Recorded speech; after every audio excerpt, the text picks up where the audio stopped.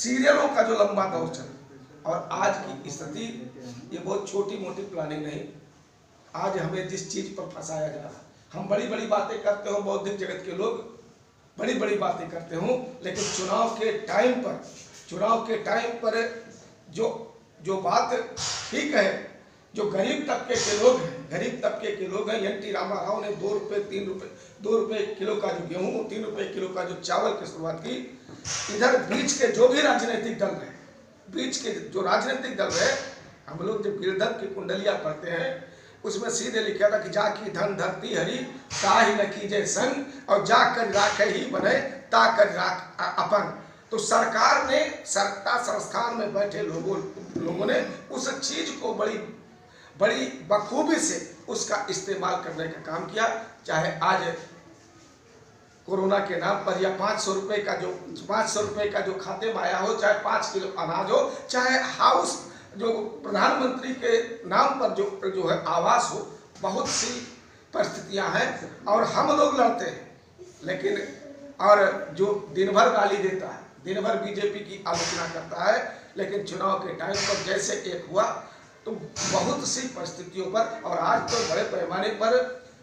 हम लोग तो लिखते भी रहे कि रोहिणी कमेटी बैठी ओबीसी को तोड़ने के लिए। जैसे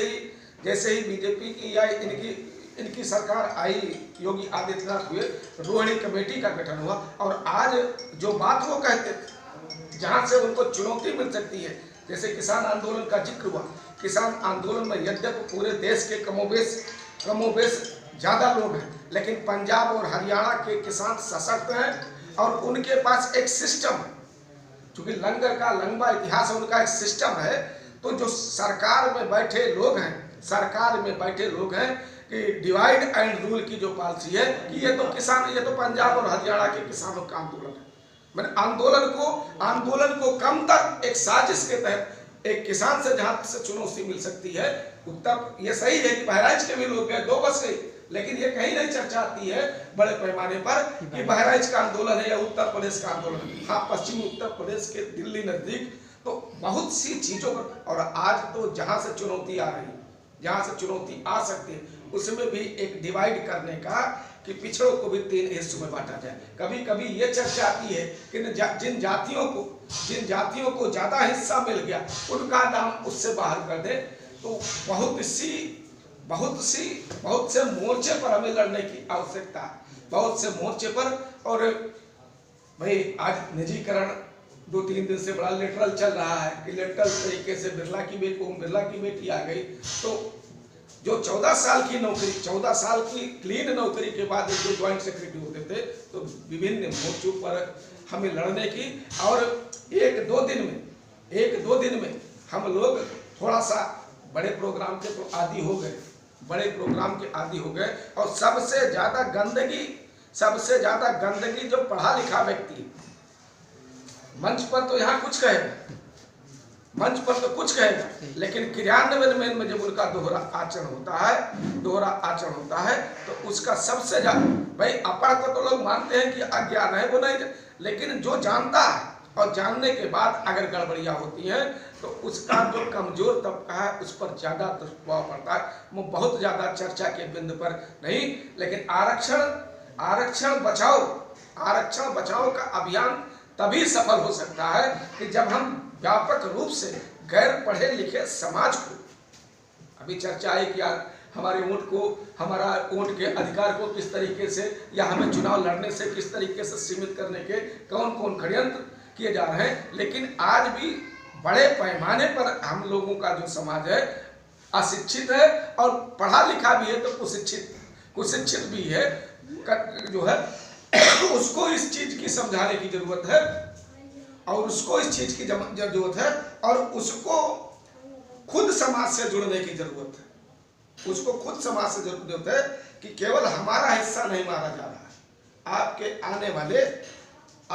आने वाले जो नस्लें हैं उनके भविष्य को तबाह करने की एक सोजिश आई। भाई बहुत ही, आज फातिमा शेख की जयंती है, 3 तारीख को बड़े पैमाने पर ज्योतिबा फुले की जयंती मनाई गई। एक तरफ तो ज्योतिबा फुले की जयंती मनाई गई, लेकिन मैं समझता हूं कि जिस दौर में आज भी थोड़ा सा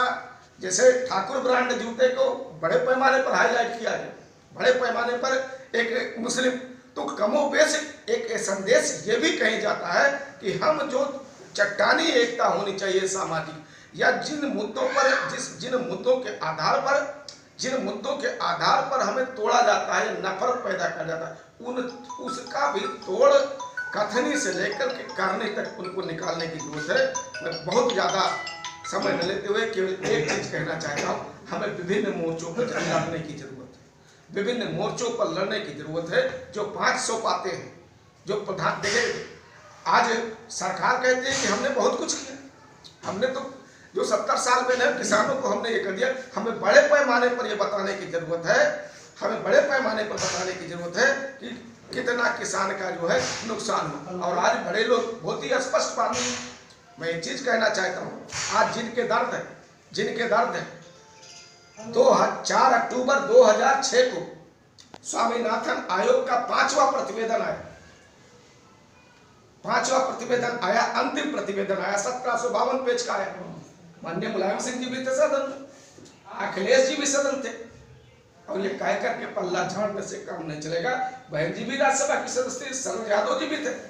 एक बार भी सदन के पटल पर नहीं रखा गया। और आज अगर राहुल गांधी बोल दे, आज अगर अखिलेश यादव ट्विटर पर कर दे, तो आज छोटी छोटी चीजों को भी बहुत ही, मैं नहीं कहता, लेकिन उनमें भी इच्छा शक्ति नहीं थी, और आज भी उनमें इच्छा शक्ति नहीं। भाई सरकार यही तो कहती 17 लाख करोड़ रुपए का जो है हमारे ऊपर अतिरिक्त बोझ पड़ेगा, और किसान संगठन कहते हैं कि बाहर भी खरीदा जाए उतने पर, और मंडी में भी वही चीज खरीदी जाए, तो सारे बिंदुओं पर देखिए, हमारा समाज चाहे खेती में लगा है, चाहे हमारा समाज श्रमिक वर्ग का है, श्रम कानूनों को भी हमें कायदे से समझाना होगा कि 8 घंटे का जो हमारा था, और 8 घंटे से ऊपर होता था, कंपनियां जो हमें बोनस देती थी, अतिरिक्त देती थी, या जो इतने था अगर निकालते थे तो इतना हमें देते थे। उन चीजों को भी व्यापक तौर पर चाहे श्रमिक वर्ग हो, उनको ये समझाना होगा। आज तो बड़ी ऐसी चर्चाएं आती हैं कि फला पार्टी के विधायक ने, फला पार्टी के सांसद ने, पूर्व विधायक ने धरना दे दिया, तो उन चीजों पर भी कि हमें सबको अपना दिमाग खोलने की आवश्यकता है। मैं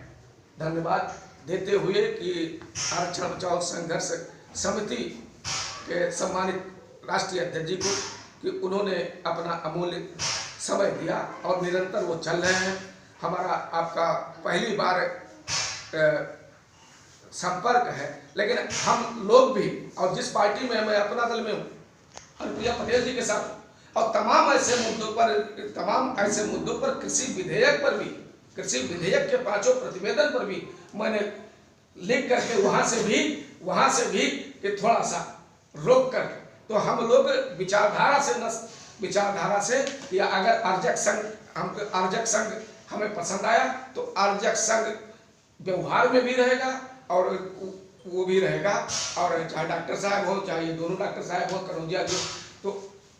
कहने का मतलब है कि हमें कथनी और करनी, और संपूर्ण परिवेश में अगर आरक्षण विरोधियों को